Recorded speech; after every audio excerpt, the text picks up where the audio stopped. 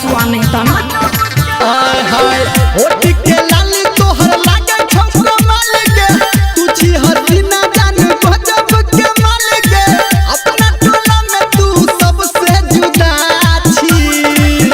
हाँ मुँह संभर के छौरा बाज रे अच्छा हम शादी शुदा छी मुँह संभर के छौरा बाज रे हम शादी शुदा छी मुँह संभर के छौरा बाज रे हम शादी शुदा छी। चल झूठी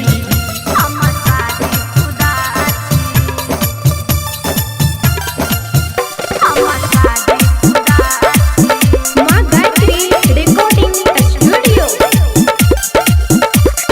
डीजे गुड बनवानी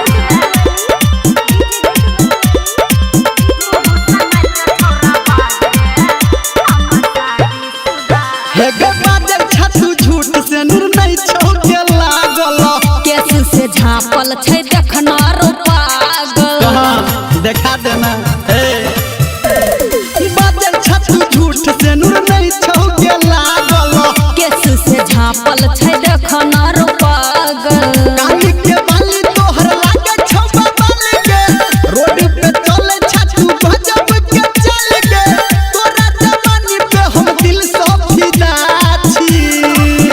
हाँ मुँह संभर के छौरा बाज रे हम शादी शुदा छी मुँह संभर के छौरा बाज रे हम शादी शुदा छी मुँह संभर के छौरा बाज रे हम शादी शुदा छी। लागे ही छी लेके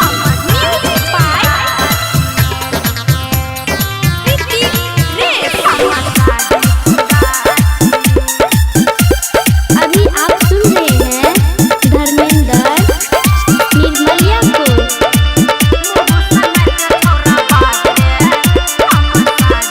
सही सही बाज तोहर कते छवि बाना हम की कहबो रे नया छै जमाना से त छै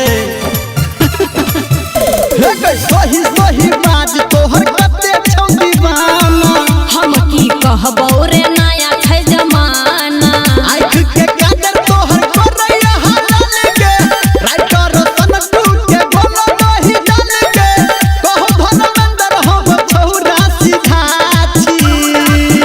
हाँ मुँह संभर के छौरा बाज रे अच्छा। हम शादी शुदा छी मुँह संभर के छौरा बाज रे हम शादी शुदा छी मुँह संभर के छौरा बाज रे हम शादी शुदा छी बुझली रे बुझले नहीं छले हमरा।